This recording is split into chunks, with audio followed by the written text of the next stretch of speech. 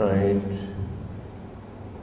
I'm going to discuss on particular subject which is controversial, and also the followers of some other religions condemned Buddhists as idol worshippers. But those who worship the Buddha image do not know how to explain, how to answer actually what they are doing.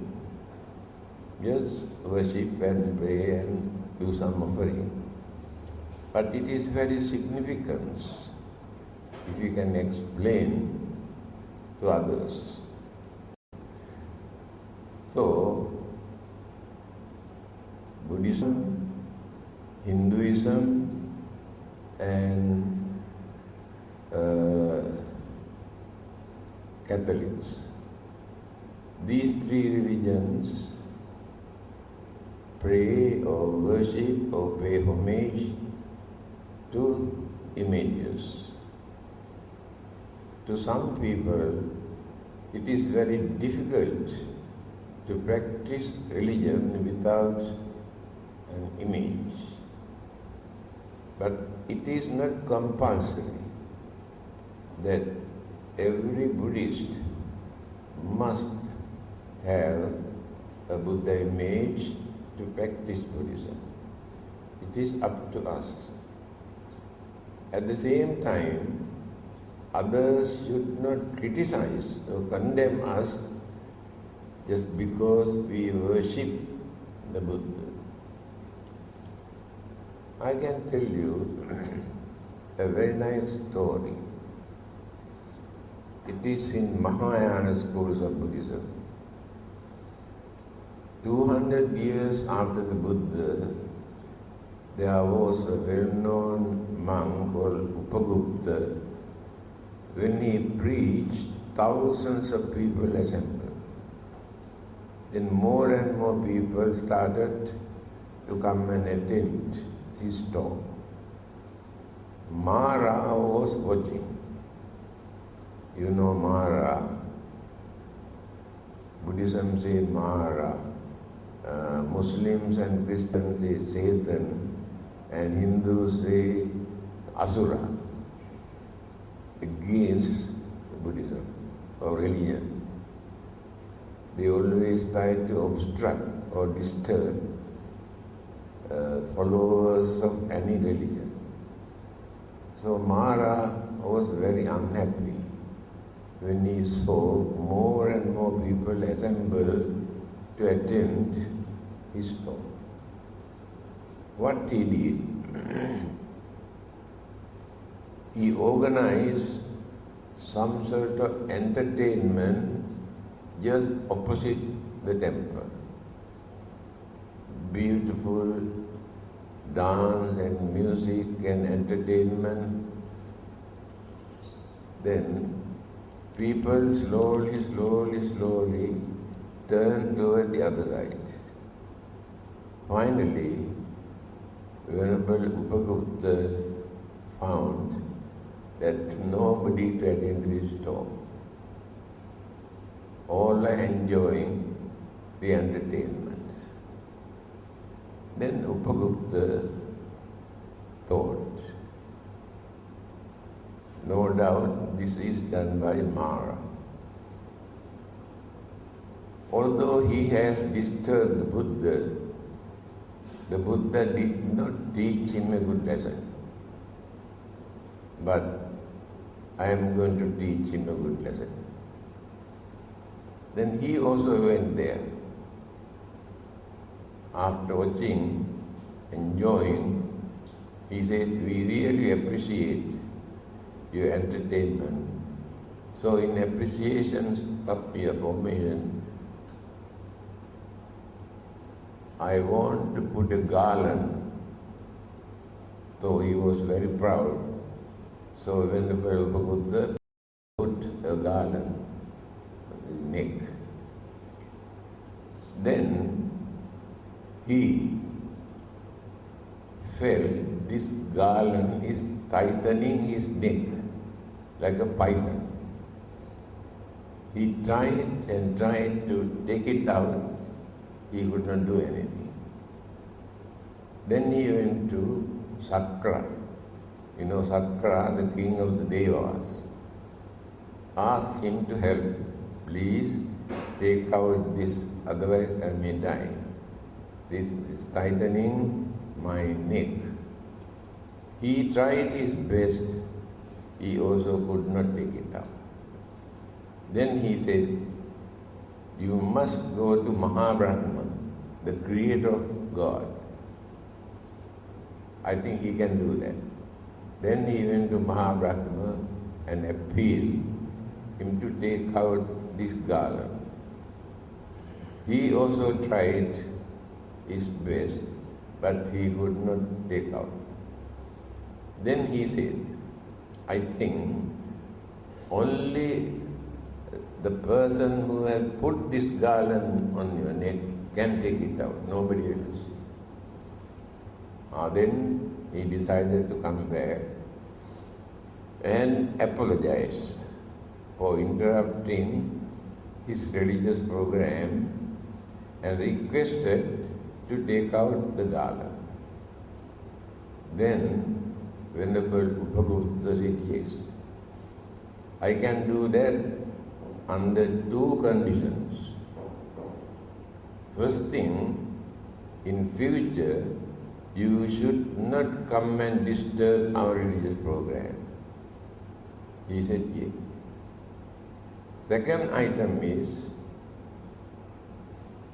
I am living 200 years after the Buddha. I have not seen the real Buddha figure. You have seen him. You can appear as Buddha because you got that power. Then Maha said, yes, I can do that, but under one condition. When I appeared as the Buddha, you should not worship me because I am not a holy man. Then Upagupta said, no, I am not going to worship you. Then suddenly he appeared with all the 32 special characteristics of his physical body. So he was so happy. Then at once he worshipped. Then Maharaj shouted, you promised not to worship me. Why do you worship me? Then the Buddha said, you must understand, I did not worship you. I worship the Buddha. Here, whatever may be the object that you keep, you respect, pay homage, you worship the person, not that symbol or image. Then there is another story, also in Mahayana schools of Buddhism. When the Buddha was away for 3 months, all the disciples every day come and grumble and cry and worry, saying that why they cannot see the Buddha. Venerable Sariputta, his chief disciple, went to see the Buddha. Said, devotees are grumbling, crying that they want to see the Buddha. What can I do? Then the Buddha said, I cannot come back until I finish my preaching here. You can go back and ask the king to erect a Buddha image with all the features of the Buddha.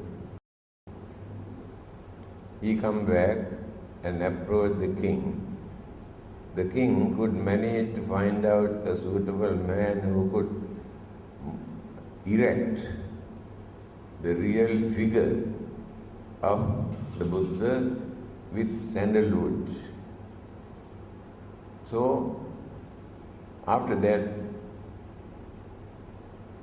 they kept this image on the table. They started to worship because the Buddha figure is there. Everybody is happy. So one day, this is a wooden house. A rat came and taken away a burning wicks from the oil lamp.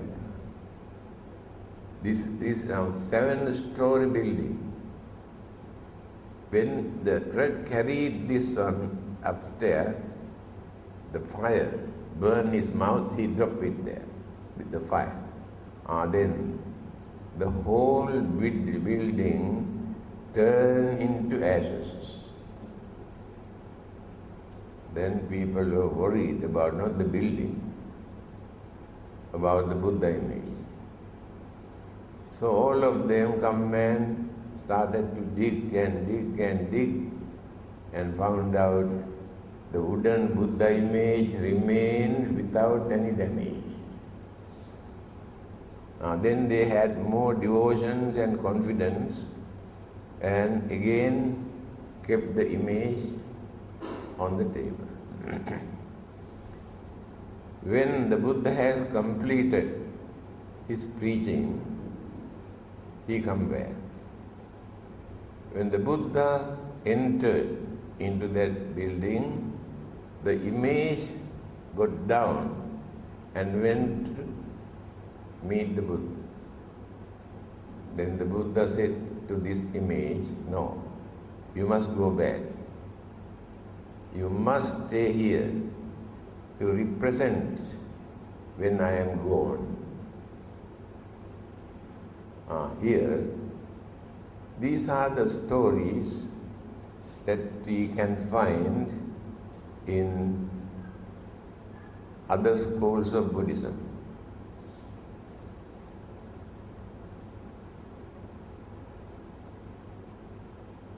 Images are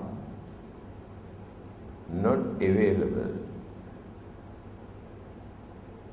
for 500 years after the Buddha. They have never had any Buddha image for 500 years after the Buddha, according to history. During the Greek occupation, they have influence for them to erect the images and religious symbols and all sort of. Then started to erect the Buddha image. That is historical. However, what is there for us to learn? You must understand, the Buddha was not very particular about the physical body. I think you have heard that incident. One of his disciples called Vakkali, every day he come and sit down in front of the Buddha and watching. And one day the Buddha asked Vakkali, "What are you doing here?" "Just like watching television." Then he said, "When I look at your features, your complexion, your serenity, it gives me a lot of happiness." Then what the Buddha said, "Kinte vakkal imina putikayena duggandhena sarirena." Vakkali, by watching this dirty, filthy, smelly and very uncertain impermanent physical body, what do you gain? You entertain only your emotion. You never gain any knowledge about the Buddha or his teaching. Then the Buddha said, Yo Dhammang Passati, So Mang Passati. One who sees or one who can understand the Dhamma taught by the Buddha, in this Dharma, you can see the real Buddha figure, not by watching the physical body. Here, you can understand Buddha was not interested erecting any images and admiring the beauty of the physical body. You must enrich your knowledge, your understanding of the Dhamma. Then you can see the real Buddha in your mind. Because according to Mahayana Buddhism, there are 3 bodies of the Buddha. Dharmakaya, Sambhogakaya, Nirmanakaya. Nirmanakaya, the body that he used for eating, drinking, sleeping, walking, as usual human being. That is one of the bodies of the Buddha. Sambhogakaya, kaya means body.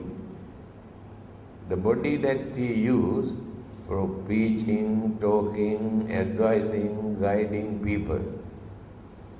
But after his passing away, these 2 Buddha bodies disappeared. Sambhogakaya, Nirmanakaya. But Dharma body of the Buddha never died, never disappeared. Dharma body remains forever. That means Buddha is not dead. People cannot understand this. Buddha is not his name. For his enlightenment, we call him Buddha. One of his discourses, he has mentioned, whether the Buddhas appear or not, Dharma exists forever in this world. Dharma is not created by the Buddha. Dharma exists. When the Buddhas appear, they reveal, they explain, they teach others, because people have forgotten or misinterpreted or misused, blindfolded in the name of Dharma. People have misconception. So when the Buddhas appear from time to time, he introduced the real Dharma again. That is why a Buddha appeared in this world to reveal the real Dharma. What is Dharma? Why the teachings of the Buddha is called Dharma? Dharmata, natural occurrences, not created by the Buddha or created by the God, natural occurrences. Because people have wrong belief, imagination about natural occurrences.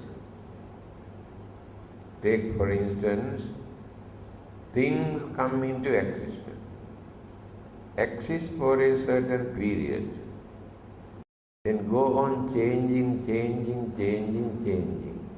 again going on decaying, and then disintegrate, dissolve,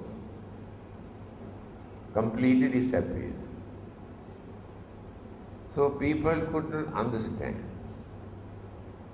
So they created different concept that God create and God destroy. The Buddha mentioned, it is not the act of God, this is the natural occurrence. If anything come into existence due to combinations of matters and mind, or only elements without mind, they remain for a certain period as long as the binding factors, energies remain. When these energies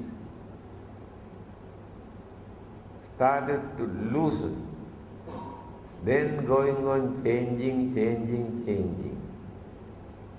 When they started to separate, going on decaying, after that completely disappeared. That is called Dharma. Dharma. Take another example. A child is born. This child is slowly growing. There is nobody behind to support this child to grow. After growing, then become a youth. After that, become an adult. After that, become an old man.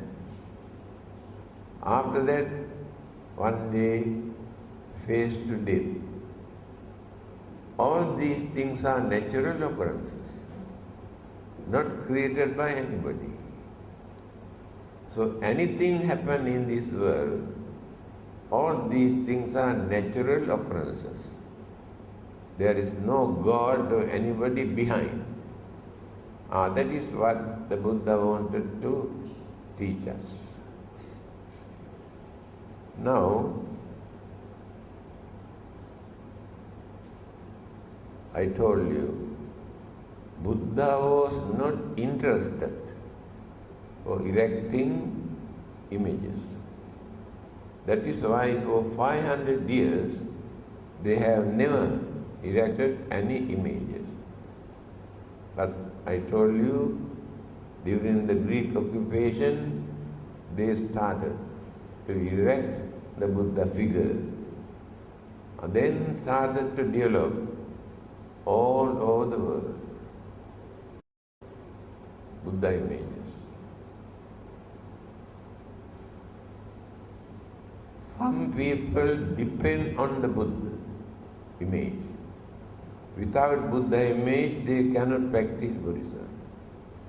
But some others can practice Buddhism without depending any image, because they can create the Buddha in their mind.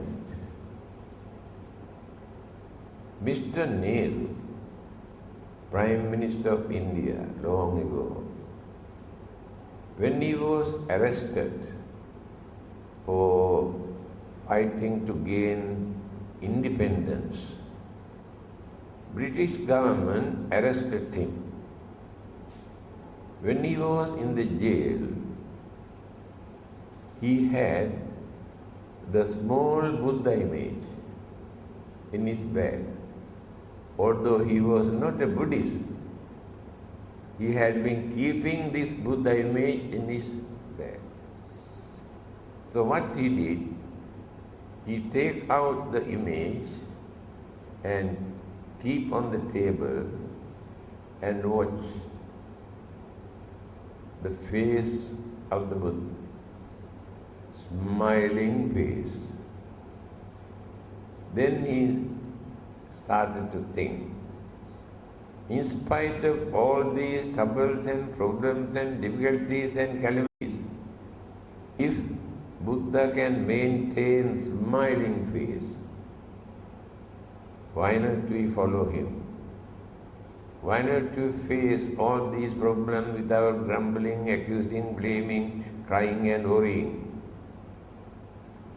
That he followed the Buddha. To him, the Buddha image was very important at that time. I met an American lady. One day he came here. She opened her bag and took out a small Buddha image. She told me she had been keeping this Buddha image for 40 years. But she was not a Buddhist.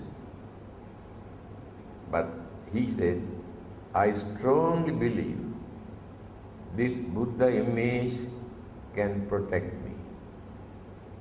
So she gained confidence by depending on this Buddha image.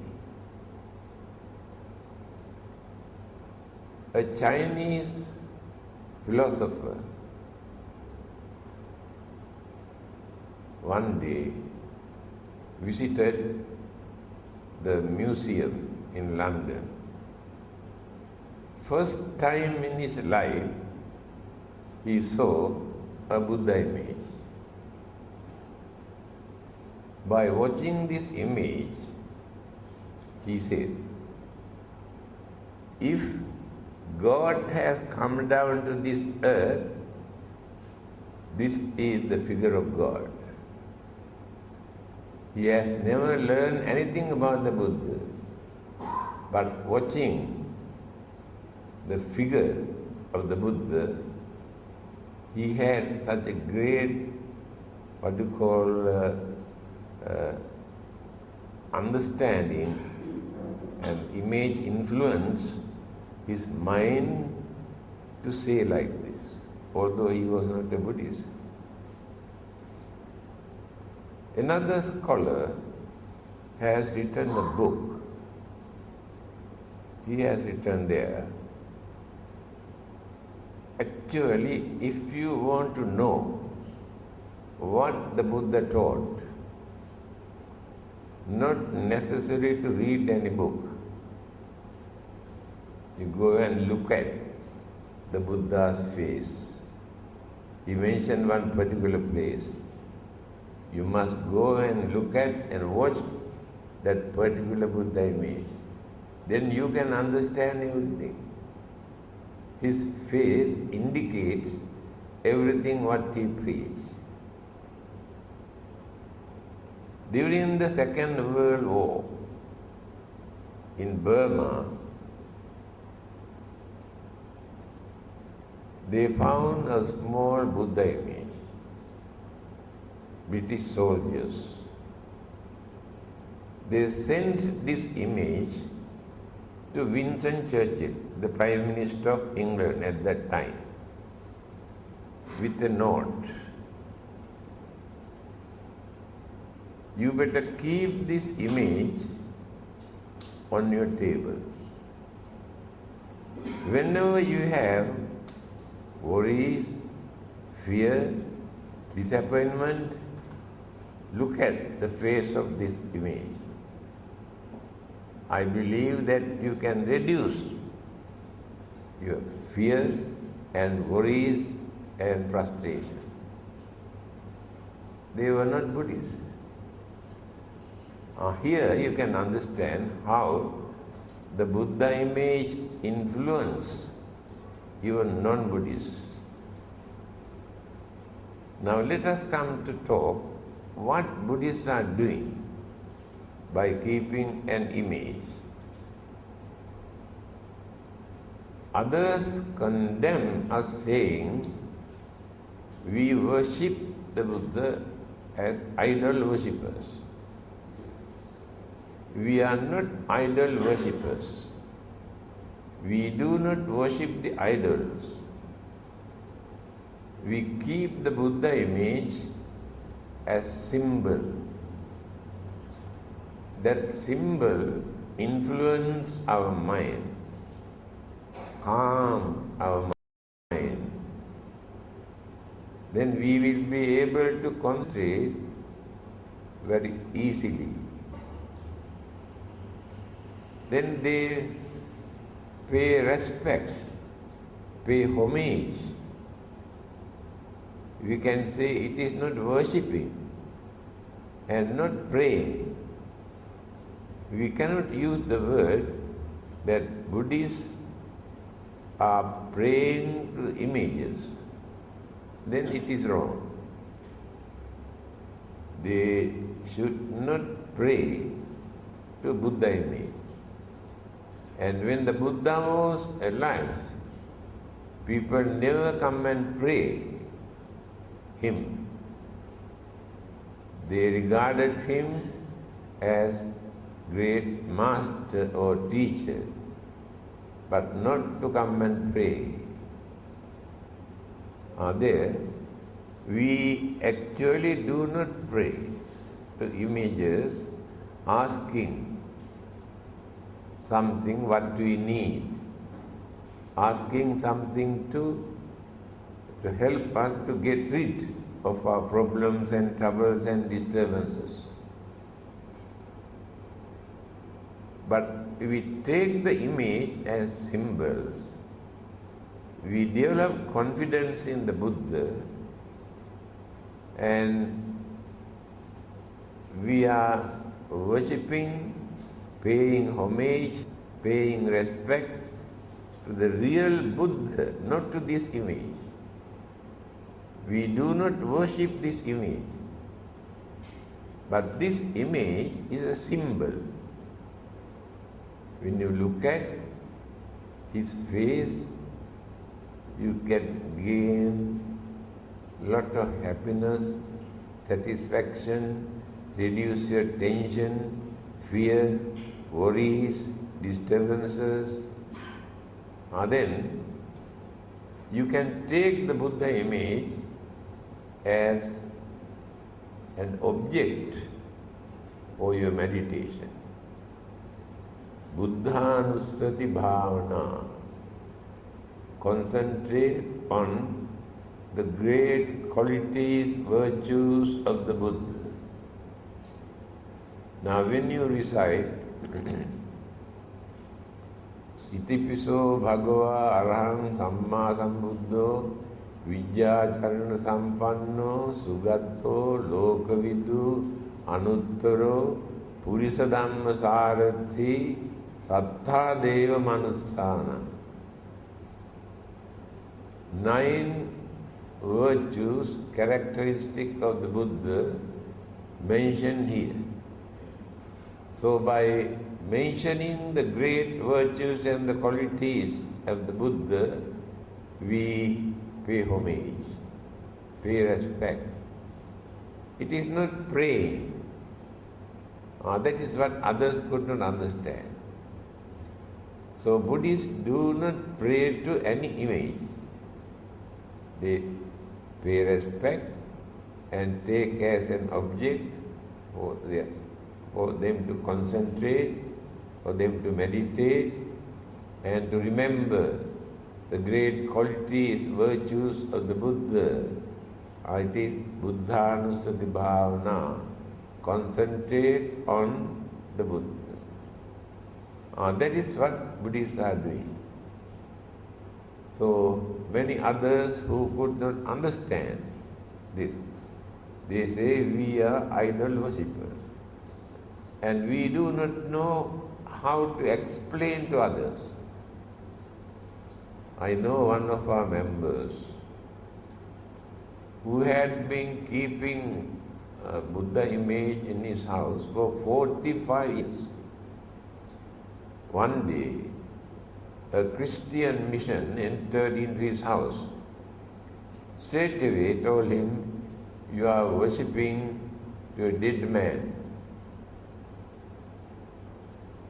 Buddha is not a god, he is a man, he is dead. What can he do for you? Why do you want to keep this? Why do you want to worship this?" He came and told me, "Actually, I do not know what to say. This is the problem with our Buddhism. They worship, they offer, but they do not know actually what they are doing. When they say, Buddha is not a god, he is a man.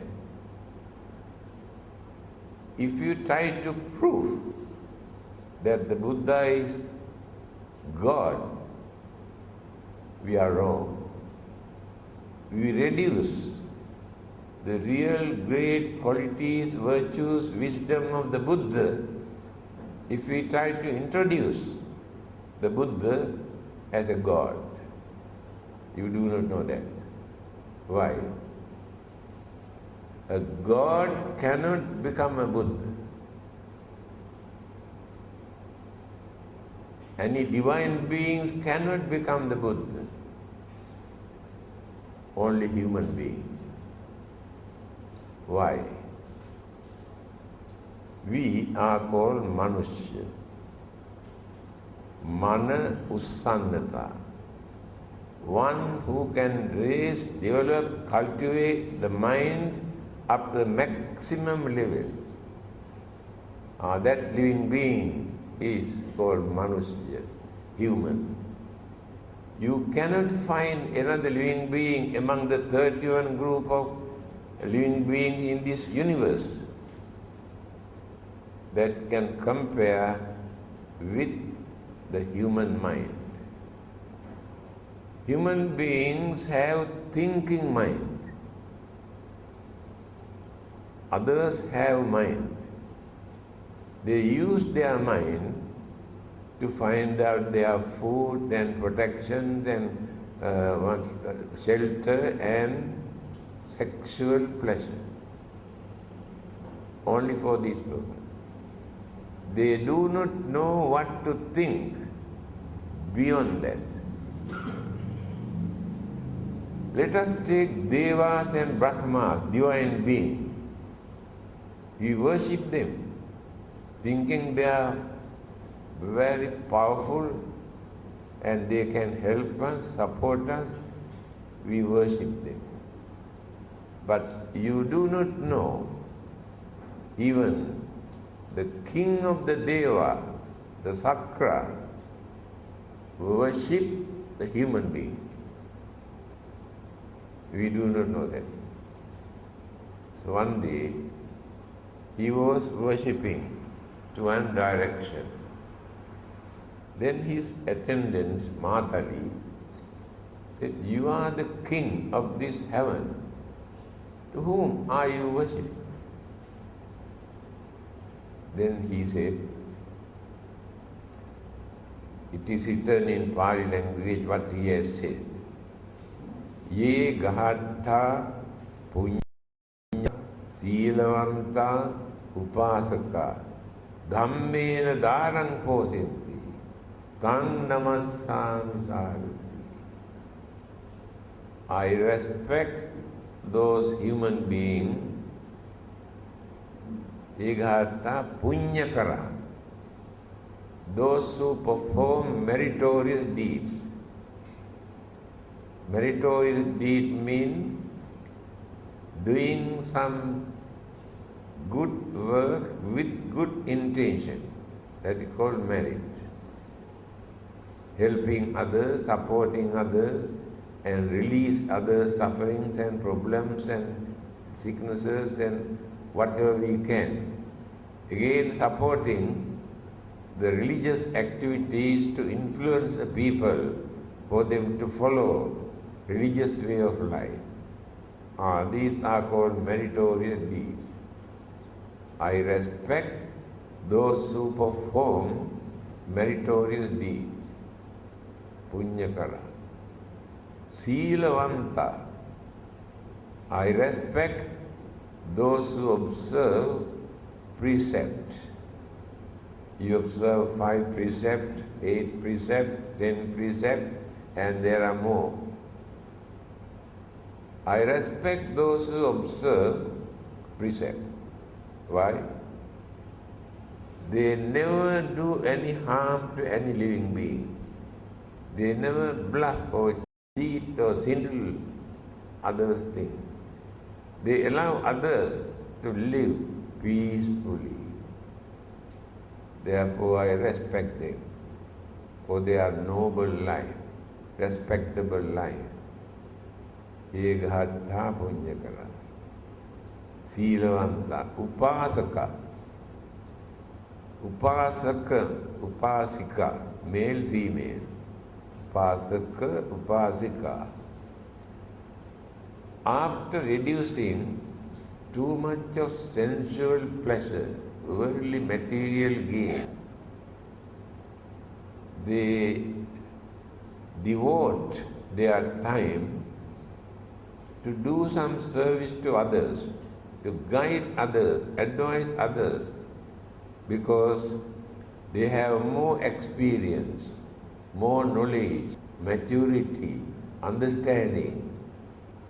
Therefore, instead of enslaving to sensual pleasure, they must use their knowledge, understanding, experience to guide others who have not learned how to lead a respectable life. They are called upasaka.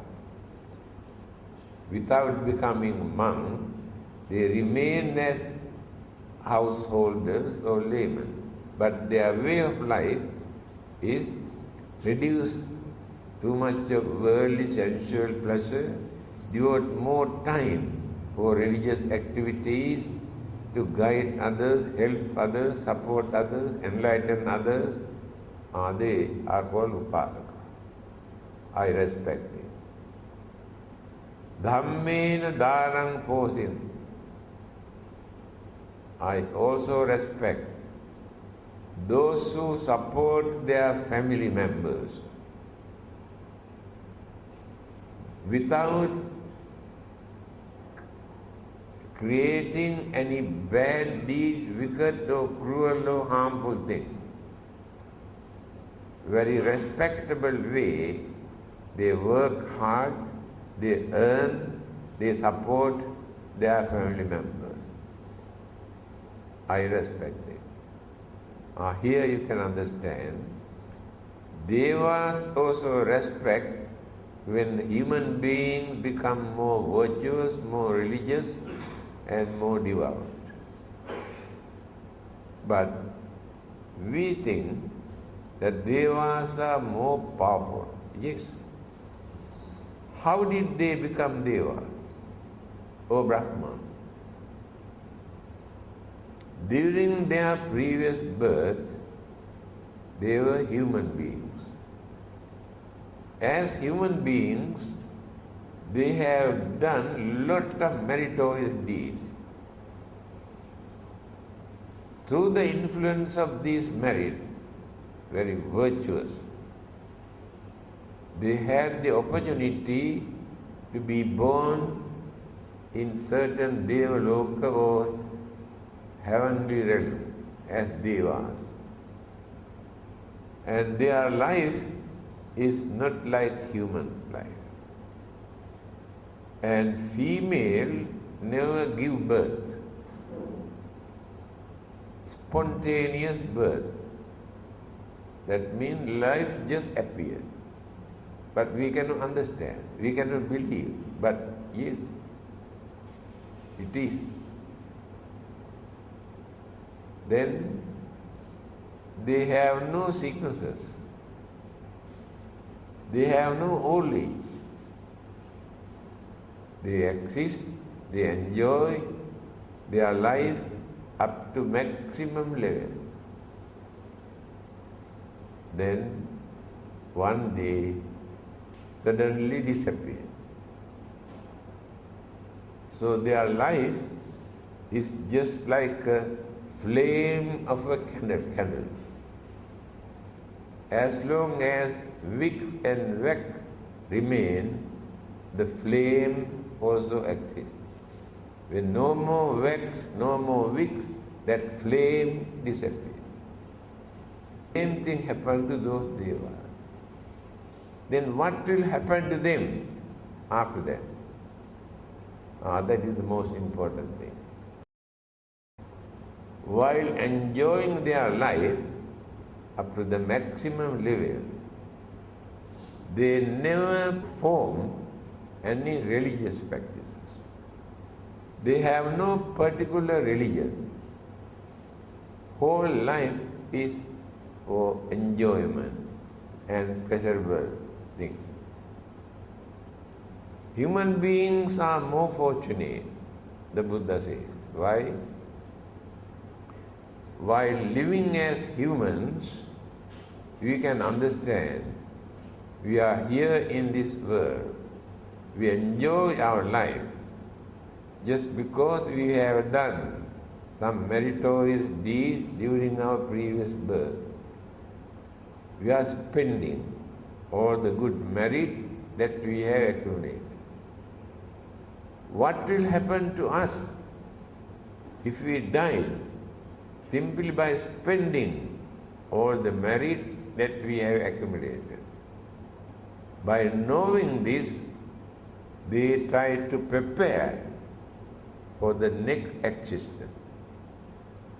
There is no another living being who can do that, because they have no idea of another existence.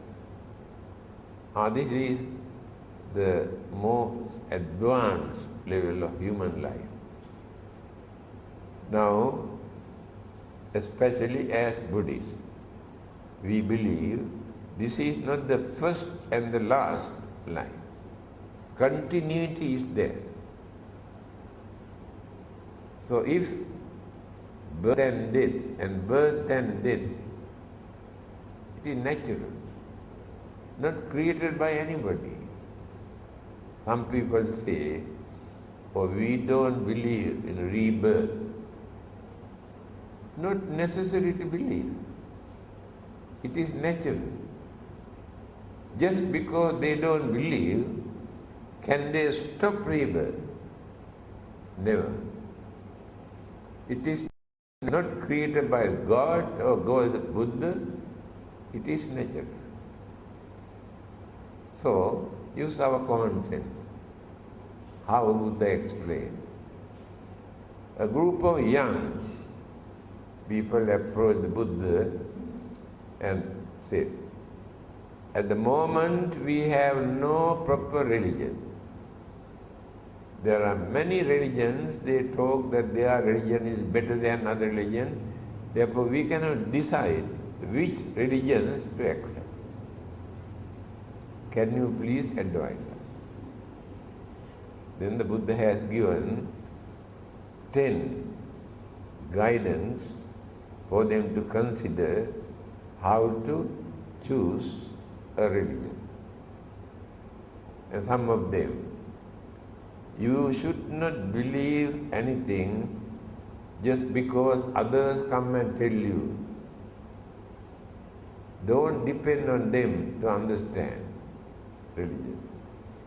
You should not believe this is our tradition, this is our way of life, therefore we must practice this, we must follow this. No, there is no religion for you to accept like that.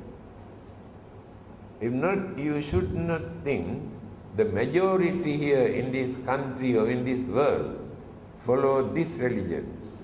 Therefore, we also must follow that religion. According to the Buddha,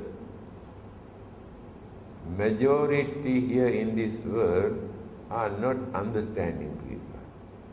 Only very few people are there who can understand things properly, the Buddha says. Therefore, they follow their religion, thinking they are right, others are wrong. But don't follow them. Again, it may appeal to your mind. Or you think this is very nice. You should not accept a religion, thinking in that way. These are the few advices given by the Buddha how to choose a religion. Then he said, when you do something, if you are not going to harm others or harm yourself, then accept this as religion. You can enjoy yourself by harming, disturbing others. Don't accept that kind of religion. You can entertain others and you lead a miserable life. Don't accept this kind of religion. Whatever you do, if you can gain some sort of satisfaction and happiness, and if others also gain some sort of happiness, then accept this kind of activities as religion. Then they were fully understood. Actually, we do not follow rebirth, life after our death. And the Buddha said, it is not necessary to believe. Whether you believe or not, it is natural. You cannot stop that saying or thinking that you don't believe that. If it is natural occurrence. This is the Buddha's way of teaching. Then they satisfied, then accepted the teachings of the Buddha. Then, again let us come back to the images. Today, in many parts of the world, people erect different kind of images according to their own way of thinking, without following the guidance given in religious teaching. The Buddha's features, 32 characteristics in his physical body is like this. Without regarding this, they erect images according to their way of thinking. You know, in many places you can see belly Buddhas. That is their imaginations, that is prosperity, satisfaction. They indicate in that way. In certain places, they erect 4-faced Buddhas and they worship. Especially ladies like that. Why? This Buddha can see where their husband goes. You got face here, face here, face here, face here. He can see properly. Therefore, they worship more to this kind of Buddhas. This is our imagination. Now people started to erect image of Maitreya Buddha. He did not become the Buddha yet. He remained as a Bodhisattva in any part of the world. He is cultivating, developing all the great qualities, virtues, then attain the Buddhahood. But in many countries, they started to erect the image of Maitreya Buddha. How can they erect the Maitreya Buddha? Still he did not become the Buddha. So we should not become slaves to images. Take image as a symbol, as an object for us to follow the Buddha, to gain more confidence, to calm our mind. When we have fear, worries, problems, we can pay homage to the Buddha. We can concentrate great virtues, good qualities of the Buddha. Then you can remember certain advices given by him. Then you can reduce your fear, worries, tension, suspicion you had in your mind. Then you gain some sort of confidence. Definitely. If you pay homage to the Buddha image, by considering like this, but you should not worship the Buddha image to become rich, make more money, to get lucky numbers. If you pray the image, you never gain these things from the image. Don't expect anything from the image. That is why others condemn us as idol worshippers.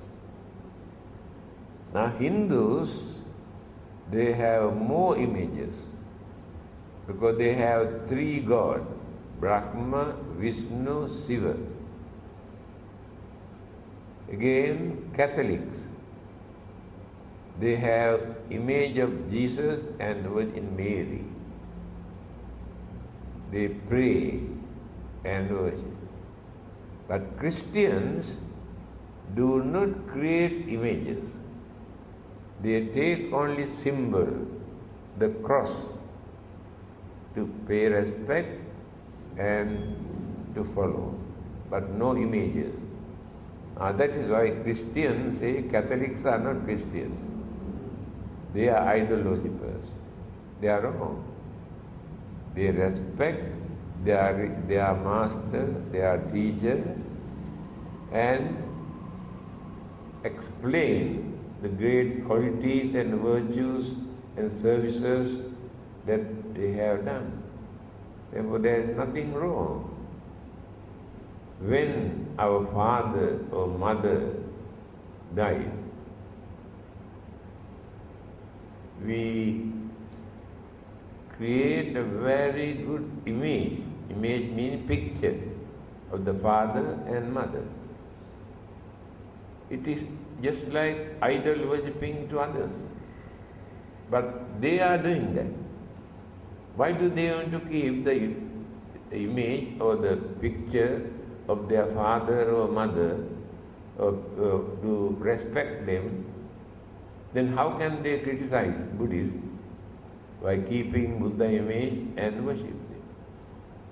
So the image is important for us to remember the great qualities and virtues.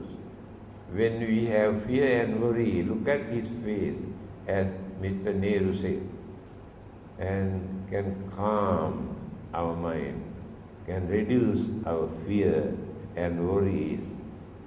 That is why we are keeping a Buddha image. But we should not distort the figure of the Buddha, erecting four-faced Buddhas, belly Buddhas, and so many kind of Buddhas in different countries. So, now nearly 1 hour. I think you can understand what you are doing.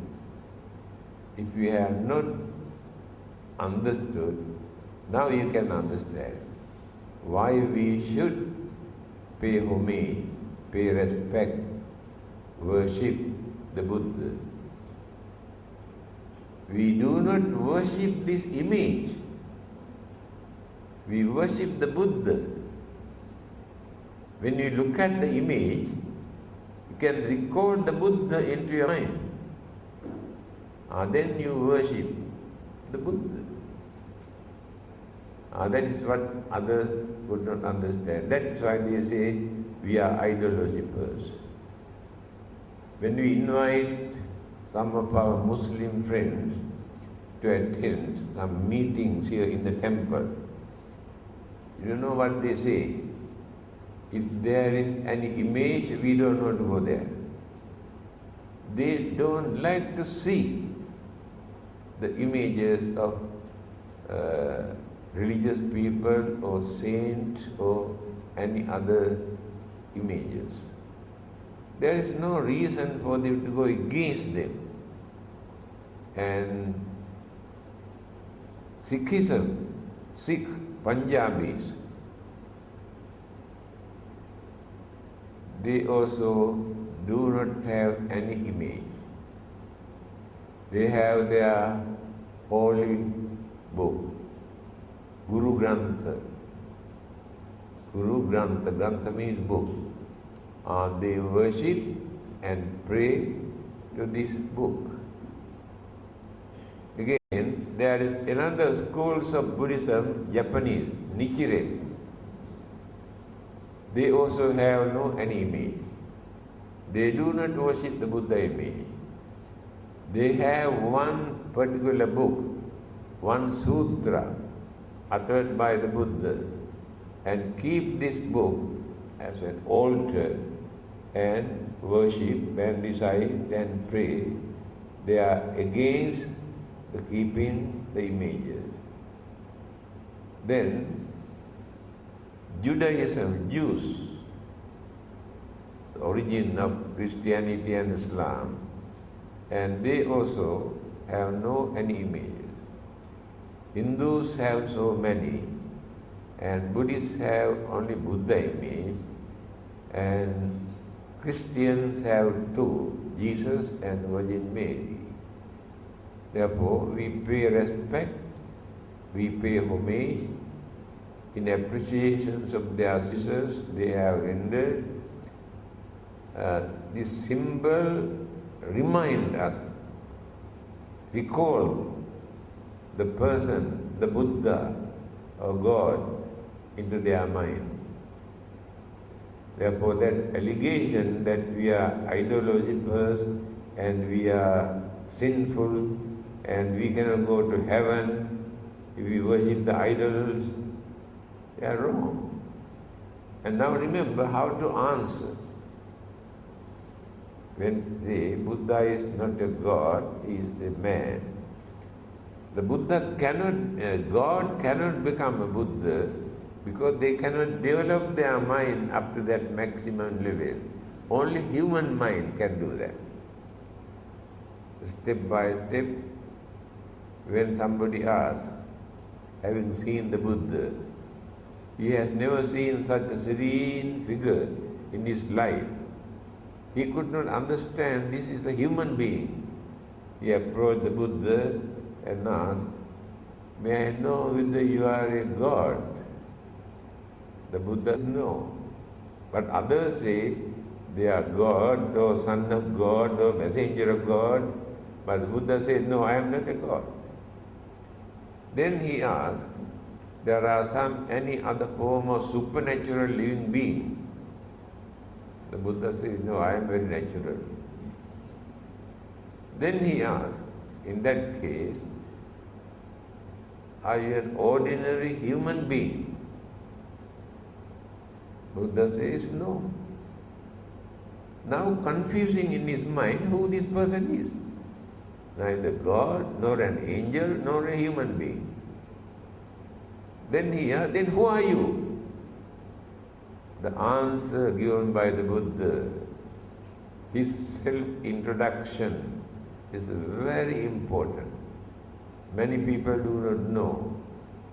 If others come and ask, "You worship, you follow the Buddha, can you tell me actually who the Buddha is?"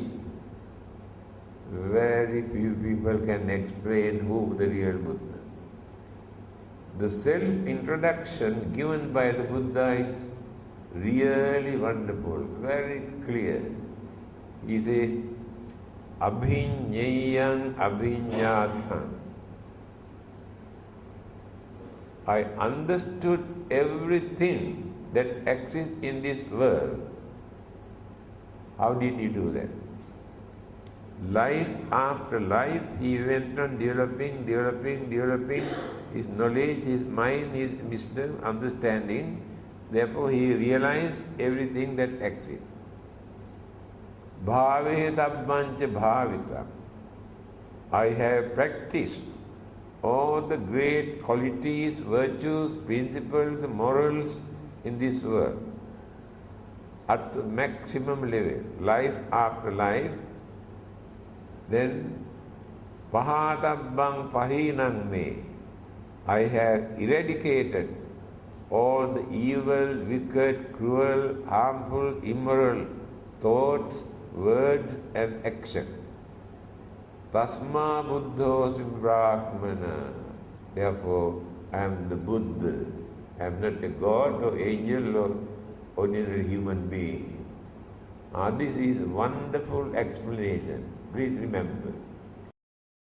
one who has understood everything, developing his mind life after life, not within one lifetime. One who has cultivated all the great qualities, virtues, principles, things. And one who has eradicated, completely destroyed all the wicked thoughts, ideas and actions and words, and then that person becomes the Buddha. We worship to that Buddha. Then no one can say you are worshipping to a man or dead man. And explained by Mahayana schools of Buddhism, the Buddha, 3 bodies of the Buddha, the other 2 disappear after his passing away. But the Dharma body of the Dharma, exists forever. Therefore no one can say Buddha is dead. Buddha cannot die. That physical body he had, that he used, disappeared. But the Buddha appeared. Buddha is not the figure. See, must understand this. Buddha is living. Buddha means one who understood the Dharma, who preached the Dhamma, and the Buddha says Dharma exists forever, whether the Buddhas appear or not. This is the way how to understand. When others come and condemn you and ask to stop worshipping to a dead man, why not to worship our God to go to heaven? By worshipping to this man, you cannot go to heaven. Then you can say, actually we don't want to go to your heaven, that is for you, not for us. Why should you go to your heaven? As Buddhists, we have 6 kinds of heaven, but you have only one. We can choose which heaven is best for us, but you cannot do that. But you don't know how to tell. Jatum Maharaja Tavasdinda Yama Tusita Dinmanati Paramita Vasavat. The name of those Brahma Deva realms, where Devas experience wonderful, happy, peaceful, enjoyable life. So we can go to one of those places. Why should we follow, what you call, pray to go to their heaven? You must understand how to answer when they come and talk to you.